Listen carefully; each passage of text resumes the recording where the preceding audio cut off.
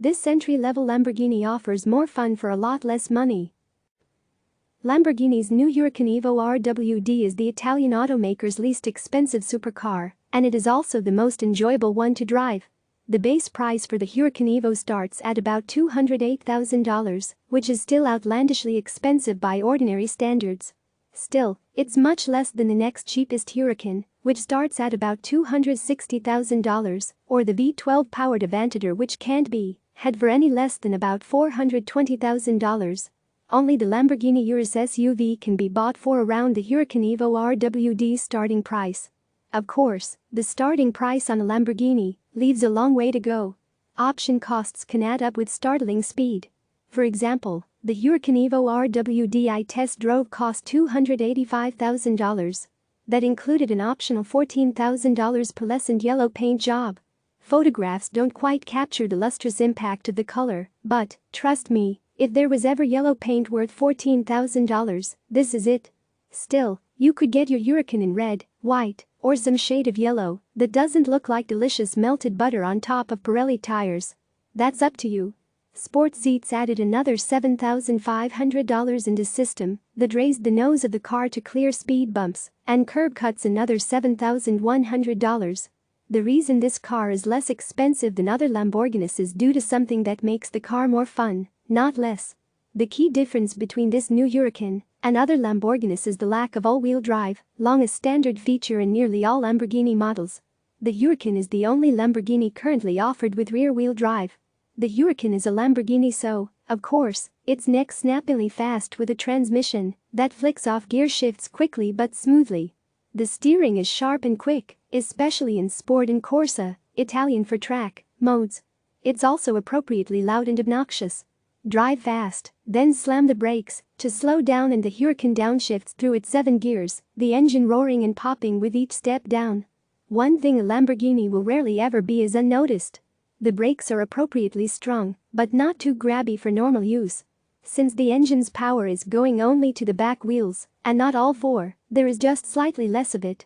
In the Huracan Evo RWD, the 10-cylinder engine produces just 601 horsepower instead of the 631 you can get in the all-wheel drive car. But it's plenty. A sense of drama pervades the Huracan's interior, as well. As in all Lamborghinis, the start button is under a small red cover that must be raised before the button can be pressed, like the button to fire a missile in an old movie. Yes, it's a pointless bit of extra effort, but it adds to a sense of moment that climaxes with the V10's satisfying roar. The digital speedometer, the whole gauge cluster, is actually a computer screen, always displays 3 digits. There's no better way to make 92 miles an hour feel slow than to render it as 092 miles per hour. Even in reverse, when the gauge screen changes to show a rear camera view, the speedometer still shows 3 digits, as if you might rocket backwards at 112 miles per hour. The engine's power goes to just the rear wheels, leaving the front wheels to just roll along and point the car. That makes a noticeable difference in how the car feels to drive. The steering is more sensitive. The finer points of the road surface can be felt through the steering wheel. It gives this car more of a pure, old-school pure sports car spirit that I welcomed. Putting power through the back wheels alone can also allow skilled drivers, through clever use of the gas pedal and steering wheel together, to deliberately slide the back end of the car around through curves. It's a fun trick, and, in track driving, sometimes useful. But it also points to a potential hazard of rear-wheel, rather than all-wheel, drive, when dealing with this kind of power. The back wheels can sometimes slide when you don't really want them to, or more than you want them to, which can result in the car leaving the road entirely and possibly hitting things. Computerized traction control and stability control systems have been engineered to reduce the chances of things getting out of hand while you're driving. According to Lamborghini, the systems work with extraordinary smoothness, allowing the driver to more safely play with the car without abrupt interventions.